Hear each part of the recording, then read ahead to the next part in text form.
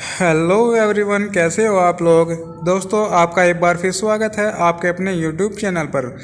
दोस्तों, ये जो हमने सीरीज चला रखी है 1000 प्लस क्वेश्चन की, जो प्रीवियस ईयर क्वेश्चन हैं, पीवाईक्यू हैं, ये हमारे 1000 प्लस क्वेश्चन हम कराने वाले हैं। दोस्तों, ये आपके आरआरबी एग्ज़ाम, जो भी आपके एग्ज़ाम चल रहे हैं, जैसे आपका एएलपी हो चुका है और आपका जो आरआरबी जेई आना बाकी है, अभी आरपीएफ चल रहा है, ठीक है दोस्तों। इसके बाद आपका एनटीपीसी होने वाला है, उनके लिए वीडियो आपकी बहुत ही यूज़फुल होने वाली है। दोस्तों, ये प्रीवियस ईयर क्वेश्चन है, लगभग 10 ईयर के, और इन क्वेश्चन को आप अटेंड करिएगा और बताइएगा कि लगभग 50 क्वेश्चन में से आप कितने क्वेश्चन अटेंड कर पा रहे हैं, क्या स्कोर आपका रहा है इन 50 क्वेश्चन में से, ठीक है दोस्तों। तो चलिए, आप आज का अपना पहला क्वेश्चन है, क्वेश्चन नंबर 1। क्वेश्चन नंबर 1 है, स्थिति विज्ञान निम्नलिखित में से किससे संबंधित है। स्थिति विज्ञान निम्नलिखित में से किससे संबंधित है। ऑप्शन ए आपका विश्राम स्थिति, गतिमान स्थिति, मानसिक स्थिति, आंकड़ों का अध्ययन। तो इसका सही आंसर आपका हो जाएगा दोस्तों ऑप्शन नंबर ए, विराम स्थिति। यानी आपका जो स्थिति विज्ञान है वो किससे संबंधित है, विराम की स्थिति से। क्वेश्चन नंबर 2 है आपका,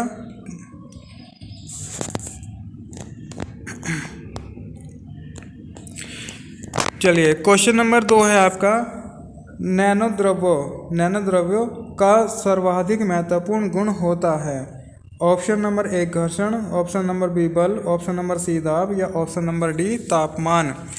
तो इसका सही आंसर हो जाएगा दोस्तों आपका ऑप्शन नंबर ए, घर्षण। नैनोद्रव्यों का सर्वाधिक महत्वपूर्ण गुण क्या होता है दोस्तों, घर्षण होता है। तो चलिए क्वेश्चन नंबर 3 है आपका, पृथ्वी का प्लायन वेग है, पृथ्वी का प्लायन वेग क्या है। तो इसका सही आंसर हो जाएगा दोस्तों आपका ऑप्शन नंबर डी।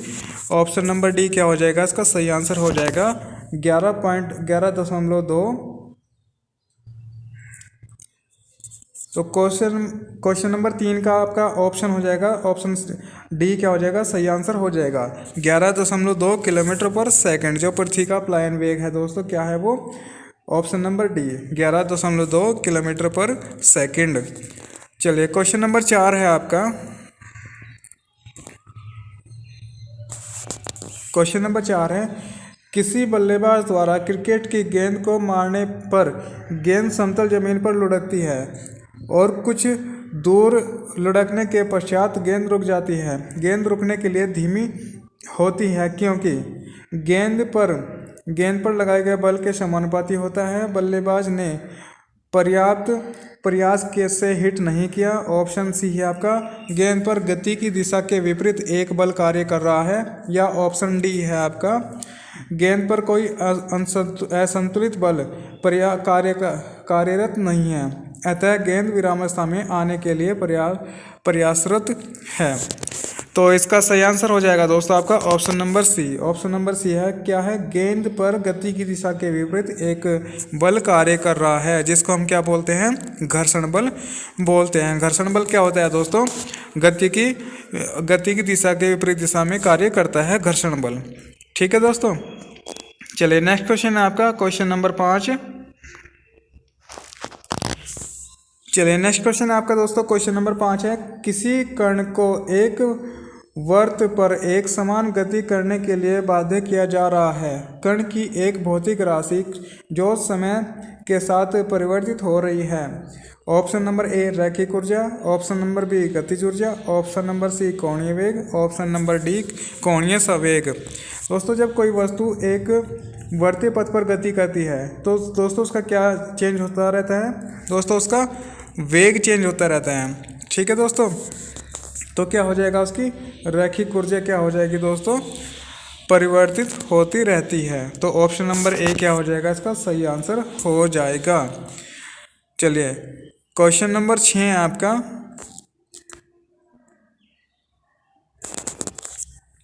समान गति से चलते हुए हवाई जहाज से एक पत्थर गिराया जाता है, पायलट द्वारा देखा गया।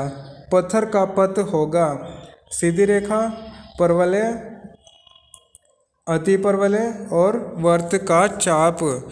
तो दोस्तों इसका सही आंसर हो जाएगा ऑप्शन नंबर ए, क्या हो जाएगा आपका, सीधी रेखा। तो इसका सही आंसर हो जाएगा आपका ऑप्शन नंबर ए, सीधी रेखा। चलिए क्वेश्चन नंबर 7 है आपका,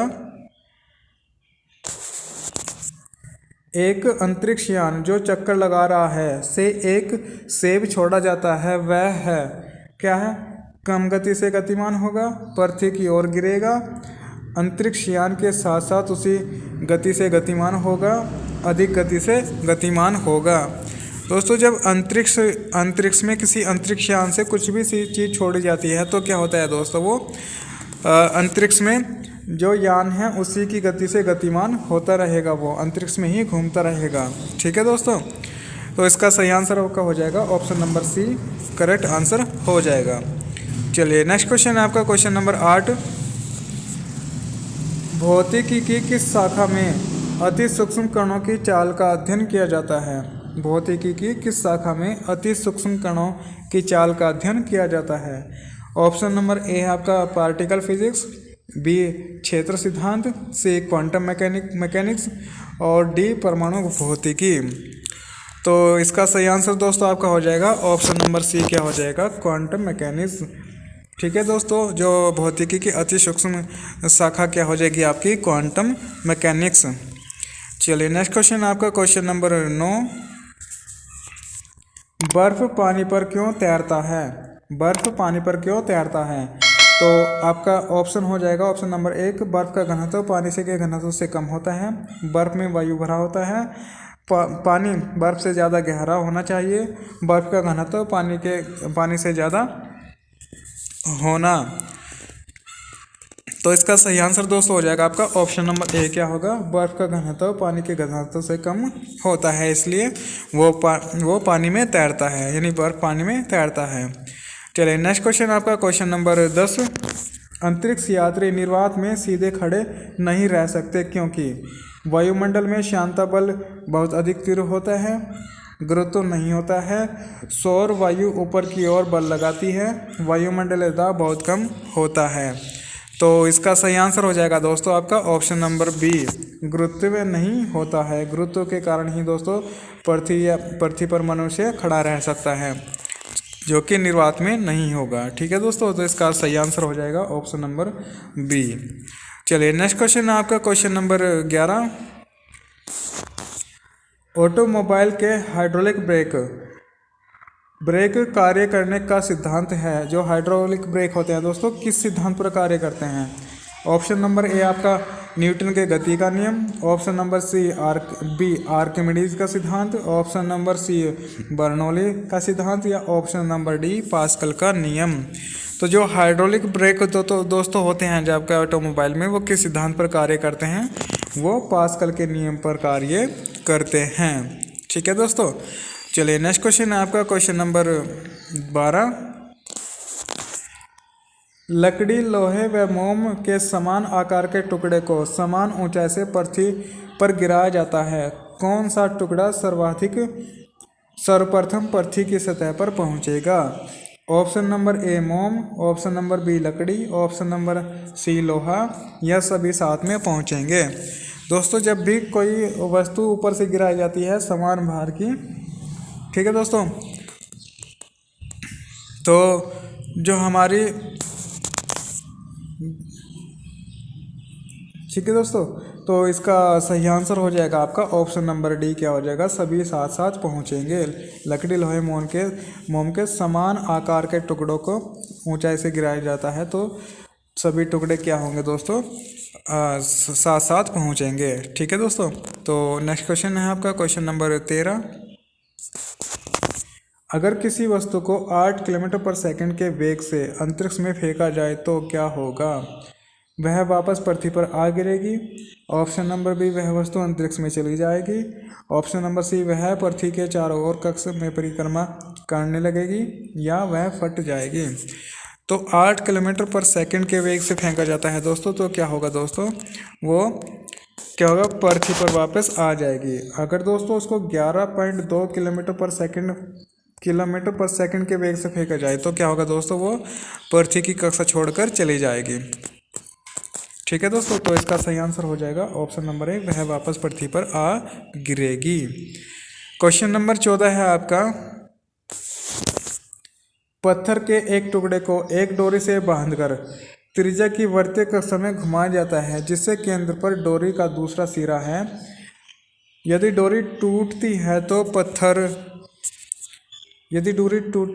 पत्थर केंद्र की तरफ जाएगा, केंद्र से दूर जाएगा, एक स्पर्श रेखा के अनुदिश चलेगा या रुक जाएगा। तो इसका सही आंसर क्या हो जाएगा दोस्तों? सही आंसर हो जाएगा इसका option number C. Option number C क्या होगा? एक स्पर्श रेखा के अनुदिश चलेगा। ठीक है दोस्तों, जब हम किसी पत्थर के टुकड़े को किसी डोरी में बांधकर घुमाते हैं तो अगर हमारी डोरी टूट जाती है तो वो एक सीधी रेखा में जाएगा, तो क्या होगा? वो स्पर्श रेखा में जाएगा। जो हमारी त्रिज्या की जो स्पर्श रेखा होगी उस स्पर्श रेखा की ओर जाएगा। ठीक है दोस्तों, तो इसका सही आंसर क्या हो जाएगा? Option number C. चलिए नेक्स्ट क्वेश्चन आपका क्वेश्चन नंबर 15। निम्नलिखित में से कौन सी एक वायु प्रतिरक्षा प्रक्षेपार्थ प्रणाली नहीं है? त्रिशूल, आकाश, तंत्र, अर्ध। तो इसका सही आंसर हो जाएगा दोस्तों ऑप्शन नंबर सी। क्या हो जाएगा? तंत्र। ठीक है दोस्तों, जो हमारे प्रतिरक्षा प्रक्षेपार्थ हैं सभी, आपका त्रिशूल भी, आकाश भी, अर्ध भी, जो हमारा तंत्र है वो क्या होगा? वायु प्रतिरक्षा प्रक्षेपार्थ नहीं है। ठीक है दोस्तों, चलिए नेक्स्ट क्वेश्चन है आपका क्वेश्चन नंबर 16। कुछ नहीं में से कुछ का सर्जन किस नियम के विरुद्ध है? कुछ नहीं में से कुछ का सर्जन किस नियम के विरुद्ध है? ऑप्शन नंबर ए द्रव्यमान ऊर्जा का संरक्षण, ऑप्शन नंबर बी नियत अनुपात, ऑप्शन नंबर सी गणित अनुपात, या ऑप्शन नंबर डी संवेग संरक्षण। तो इसका सही आंसर क्या हो जाएगा दोस्तों? आपका ऑप्शन नंबर 1 द्रव्यमान ऊर्जा संरक्षण। ठीक है दोस्तों, चलिए नेक्स्ट क्वेश्चन है आपका क्वेश्चन नंबर 17। गुरुत्वीय बल की वैद्युत और चुंबकीय बलों से भिन्नता के संदर्भ में निम्नलिखित में से कौन सा एक कथन सत्य है? ऑप्शन नंबर ए क्या है आपका? गुरुत्वीय बल केवल आकर्षी होता है जबकि वैद्युत तथा चुंबकीय बल आकर्षी और प्रतिरक्षी होते हैं।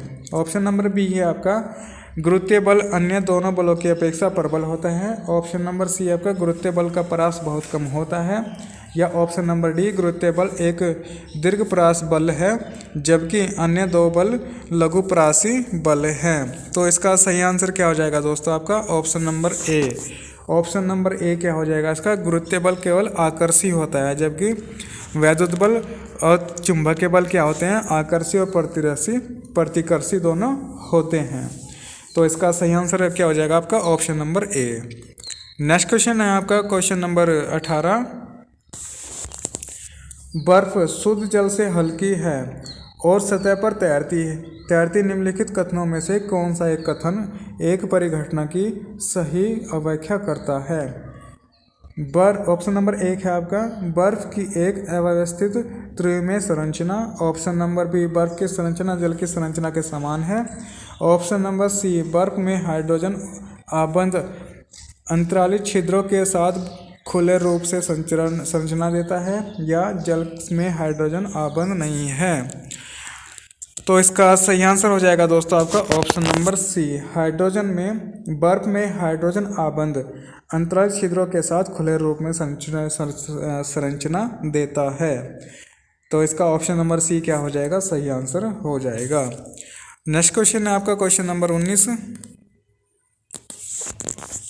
वस्तु की मात्रा बदलने पर अपरिवर्तित रहेगा। ऑप्शन ए भार, ऑप्शन बी आयतन, ऑप्शन सी द्रव्यमान, ऑप्शन डी घनत्व।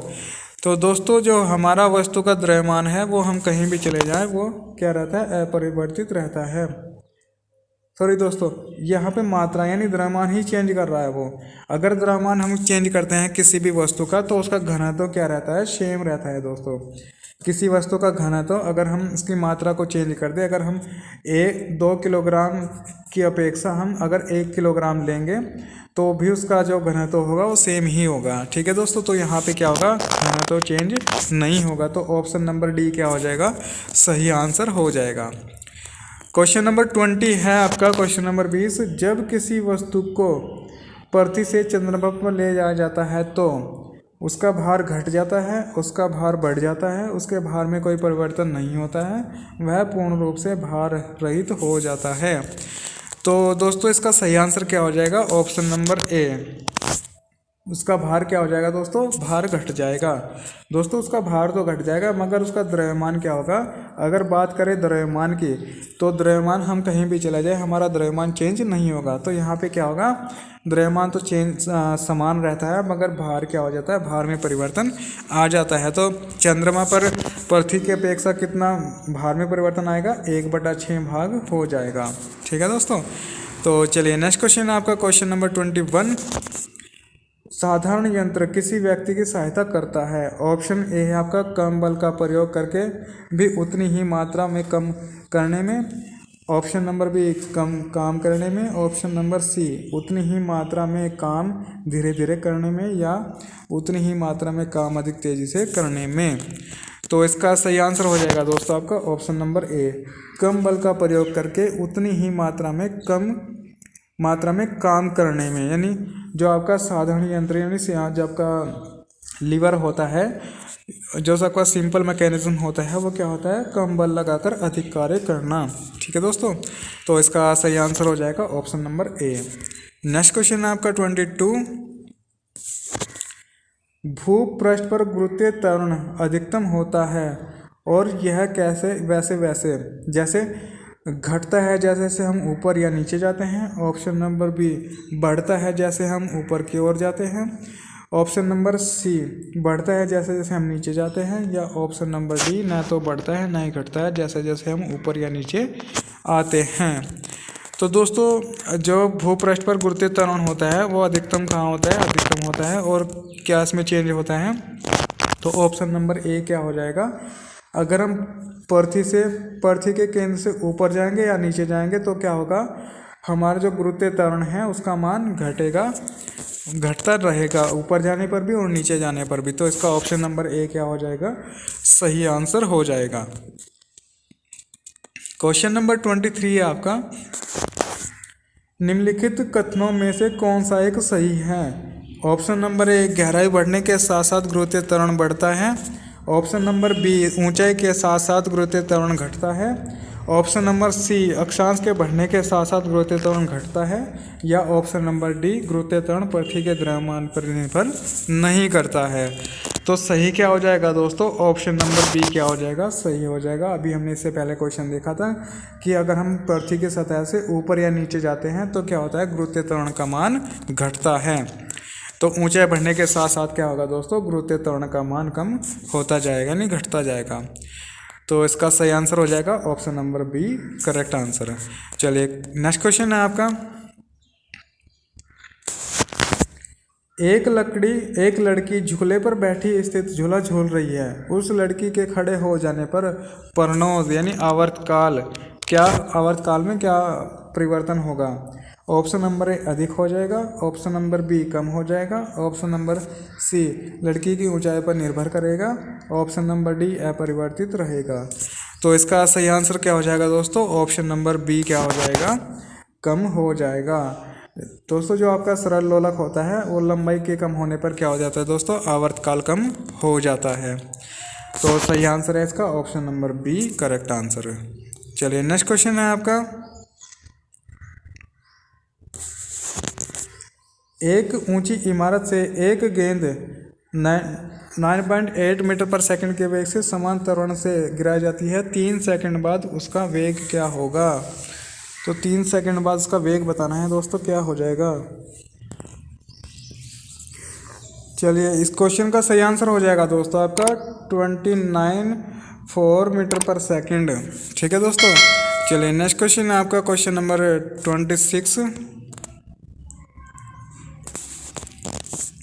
लोलक की कालावधि होती है, लंबाई के ऊपर निर्भर करती है, द्रव्यमान के ऊपर निर्भर करती है, समय के ऊपर निर्भर करती है, या तापक्रम के ऊपर निर्भर करती है। तो सरल लोलक होता है दोस्तों आपका, वो किस पर निर्भर करता है दोस्तों, ना तो द्रव्यमान पर निर्भर करता है, ना ही समय पर निर्भर करता है, ना ही तापक्रम पर निर्भर करता है। दोस्तों वो क्या होता है, लंबाई पर निर्भर होता है। जो दोलन काल होता है आपका दोस्तों वो लंबाई पर निर्भर होता है। ठीक है दोस्तों।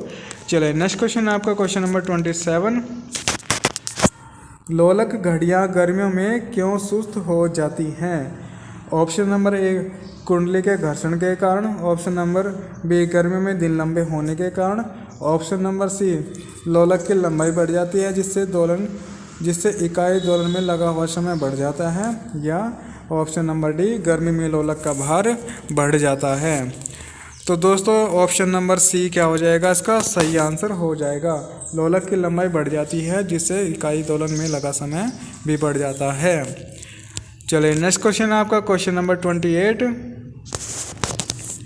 घड़ी में स्फटिक क्रिस्टल का कार्य किस पर आधारित है। ऑप्शन नंबर ए जॉनसन प्रभाव पर। ऑप्शन नंबर बी प्रकाश के वैद्युत प्रभाव पर। ऑप्शन नंबर सी दाब विद्युत प्रभाव पर या एडिशन प्रभाव पर। तो इसका सही आंसर हो जाएगा आपका ऑप्शन नंबर सी दाब विद्युत प्रभाव पर। ठीक है दोस्तों, चलिए नेक्स्ट क्वेश्चन है आपका गिरती हुई वर्षा की बूंदों को गोलीय आकृति का कारण है। ऑप्शन नंबर ए जड़त्व का सिद्धांत। ऑप्शन नंबर बी पृष्ठ तनाव का सिद्धांत। ऑप्शन नंबर सी प्रत्यास्थता का सिद्धांत या ऑप्शन नंबर डी ऊर्जा का सिद्धांत। तो इसका सही आंसर हो जाएगा दोस्तों आपका ऑप्शन नंबर बी पृष्ठ तनाव का सिद्धांत। दोस्तों जो पानी की बूंद है वो पृष्ठ तनाव के कारण इकट्ठा होने की कोशिश करता है, इसलिए वर्षा की बूंद क्या होती है वो गोलीय रूप में होती है। चलिए नेक्स्ट क्वेश्चन है आपका वर्षा की बूंद की गोल आकृति का उदाहरण है। पृष्ठ तनाव, द्रव का घनत्व, वायुमंडलीय दाब या गुरुत्व। दोस्तों अभी हमने बताया कि पृष्ठ तनाव के कारण क्या होता है, पानी अपना बूंद के रूप में यानी इकट्ठा रहने की कोशिश करता है, इसलिए वो बूंद के रूप में गोल आकृति का होता है। ठीक है दोस्तों, चलिए नेक्स्ट क्वेश्चन है आपका वर्षा की बूंदें गोलाकार होती है क्योंकि हवा में प्रतिरोध होता है, वायु बहुत ऊंचाई से गिरती है, जल के पृष्ठ तनाव के कारण या इनमें से कोई नहीं। तो दोस्तों वर्षा की बूंद गोलाकार क्यों होती है, ऑप्शन नंबर सी क्या हो जाएगा, इसका सही आंसर हो जाएगा जल में पृष्ठ तनाव के कारण। यानी जल में पृष्ठ तनाव होता है जिससे वर्षा की बूंद क्या है गोलाकार होती है। चलिए नेक्स्ट क्वेश्चन है आपका बत्ती वाले स्टोन में केरोसिन की बत्ती में ऊपर चढ़ने का कारण है। ऑप्शन नंबर ए विसरण। ऑप्शन नंबर बी प्रासरण। ऑप्शन नंबर सी पृष्ठ तनाव या ऑप्शन नंबर डी जीव द्रव्य संकुचन। तो इसका सही आंसर हो जाएगा दोस्तों आपका ऑप्शन नंबर सी पृष्ठ तनाव। चलिए नेक्स्ट क्वेश्चन है आपका क्वेश्चन नंबर 33। द्रव बूंद की संकुचित होकर न्यूनतम क्षेत्र घेरने की प्रवृत्ति का कारण होता है। ऑप्शन नंबर ए श्यानता। ऑप्शन नंबर बी पृष्ठ तनाव। ऑप्शन नंबर सी घनत्व या ऑप्शन नंबर डी वायु वाष्प दाब। तो ऑप्शन नंबर बी क्या हो जाएगा, इसका सही आंसर हो जाएगा पृष्ठ तनाव। नेक्स्ट क्वेश्चन है आपका क्वेश्चन नंबर 34। साबुन के बुलबुलों के अंदर का दाब। ऑप्शन नंबर ए वायुमंडलीय दाब से कम होता है। ऑप्शन नंबर बी वायुमंडलीय दाब से अधिक होता है। ऑप्शन नंबर सी वायुमंडलीय दाब के बराबर होता है या ऑप्शन नंबर डी वायुमंडलीय दाब का आधा होता है। तो साबुन के बुलबुले के अंदर क्या होता है दोस्तों, बुलबुले का जो दाब होता है वायुमंडलीय दाब से अधिक होता है। चलिए नेक्स्ट क्वेश्चन है आपका एक सुई पानी में डूब जाती है जबकि लोहे से बना जहाज पानी में तैरता है क्योंकि जहाज सपाट होता है, सुई की नोक नुकीली होती है। ऑप्शन नंबर सी जहाज एक शक्तिशाली इंजन द्वारा चलाया जाता है या ऑप्शन नंबर डी सुई का अपेक्षित घनत्व उसके द्वारा हटाए गए पानी के घनत्व के अपेक्षा अधिक होता है। तो इसका सही आंसर दोस्तों क्या हो जाएगा आपका ऑप्शन नंबर डी इसका सही आंसर हो जाएगा। जो सुई का अपेक्षित घनत्व उसके द्वारा हटाए गए पानी के अपेक्षित घनत्व से अधिक होता है। ठीक है दोस्तों, तो इसका सही आंसर ऑप्शन नंबर डी हो जाएगा आपका। चलिए नेक्स्ट क्वेश्चन है आपका क्वेश्चन नंबर 36।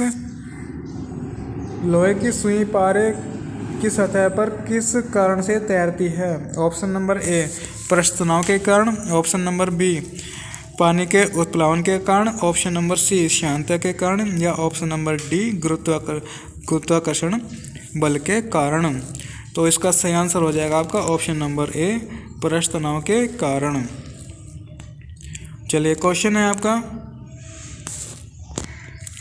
मिट्टी का तेल पानी के ऊपर इसलिए तैरता है क्योंकि उसका घनत्व पानी के घनत्व से कम होता है, उसका घनत्व पानी के घनत्व से अधिक होता है, उसका घनत्व पानी के घनत्व के बराबर होता है, या इनमें से कोई नहीं। तो इसका सही आंसर हो जाएगा ऑप्शन नंबर ए, जो केरोसिन तेल है यानी मिट्टी का तेल है, उसका घनत्व पानी के घनत्व से क्या होता है, कम होता है।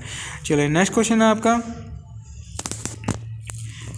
तेल जल के तल पर फैल जाता है क्योंकि तेल जल की अपेक्षा कम घना है, तेल जल की अपेक्षा अधिक घना है, तेल का तल तनाव पानी से अधिक होता है, या तेल का तल तनाव पानी से कम होता है। तो ऑप्शन नंबर डी क्या हो जाएगा दोस्तों, इसका सही आंसर हो जाएगा, तेल का जो तल तनाव है पानी से कम होता है, इसलिए वो पानी के ऊपर फैल जाता है। चलिए नेक्स्ट क्वेश्चन है आपका, एक केस नली में जल की अपेक्षा एक तरल अधिक ऊंचाई तक चढ़ता है, तो इसका कारण है तरल का ताप जल की अपेक्षा अधिक होता है, तल जल की अपेक्षा अधिक श्यान होता है, तरल का पृष्ठ तनाव जल की अपेक्षा कम होता है, और तरल का पृष्ठ तनाव जल की अपेक्षा अधिक होता है। तो इसका सही आंसर हो जाएगा ऑप्शन नंबर डी, तरल का पृष्ठ तनाव जल की अपेक्षा अधिक होता है। चलिए नेक्स्ट क्वेश्चन है आपका, क्वेश्चन नंबर 40, जब किसी झील की तली से ऊपर उठकर वायु बुलबुला ऊपरी सतह तक आएगा तो उसका आकार ऑप्शन नंबर ए घट जाएगा, ऑप्शन नंबर बी बढ़ जाएगा, यथावत बना रहेगा, या ऑप्शन नंबर डी चपटा होकर तस्तरीनुमा हो जाएगा। तो इसका सही आंसर हो जाएगा आपका ऑप्शन नंबर बी, बढ़ जाएगा। चलिए नेक्स्ट क्वेश्चन है आपका, पानी की बूंद गोलाकार होती है, इसका कारण है, इसका कारण क्या हो जाएगा दोस्तों, ऑप्शन नंबर बी सही आंसर हो जाएगा, पृष्ठ तनाव। चलिए नेक्स्ट क्वेश्चन है आपका, जब कोई जहाज नदी से सागर में घुसता है तो इसका सही आंसर क्या हो जाएगा, जब कोई जहाज नदी से सागर में घुसता है तो क्या हो जाएगा दोस्तों, इसका सही आंसर क्या हो जाएगा, ऑप्शन नंबर बी क्या होगा, कुछ ऊपर उठ जाएगा। ठीक है दोस्तों, क्या होगा, कुछ ऊपर उठ।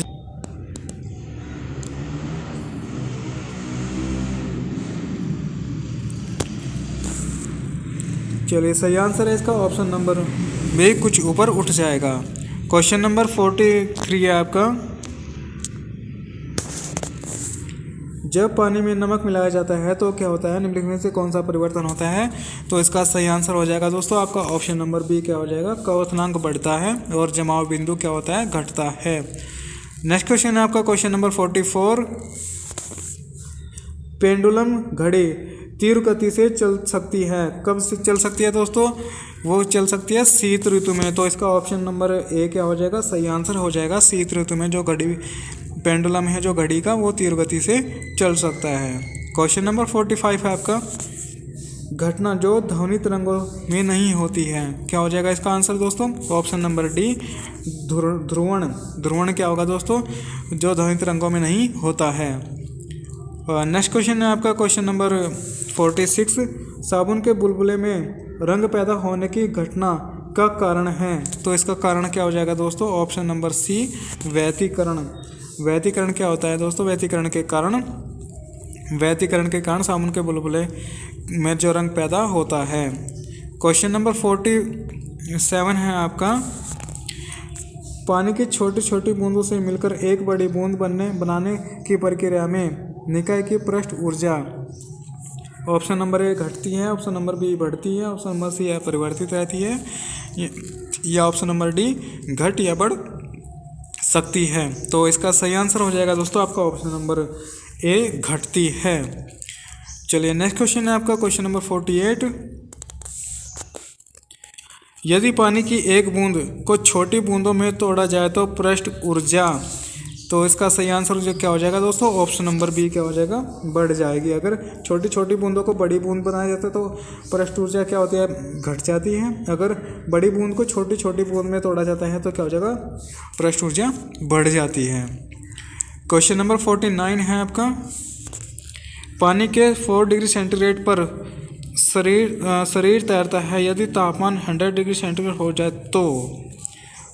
ऑप्शन नंबर बी क्या हो जाएगा, शरीर डूब जाएगा। चलिए नेक्स्ट, और आपका आज का आखिरी क्वेश्चन है आपका क्वेश्चन नंबर 50,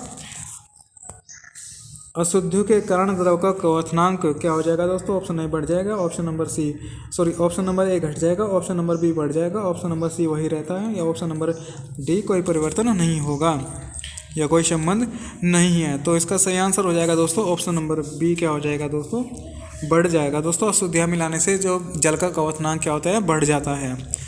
तो दोस्तों आज के लिए बस इतना ही काफ़ी है। 50 क्वेश्चन हमने कर लिए हैं। आप दोस्तों कमेंट में बताना है कि इन 50 क्वेश्चन में से आपने कितने सही आंसर दिए हैं। और ये हमारी जो 1000 प्लस क्वेश्चन की जो सीरीज़ चल रही है, 1000 प्लस क्वेश्चन हम इसमें प्रीवियस ईयर क्वेश्चन करेंगे। ठीक है दोस्तों, तो आप बने रहिएगा हमारे साथ, हमारे चैनल को सब्सक्राइब करिएगा और वीडियो को लाइक करिएगा। जय हिंद, जय भारत।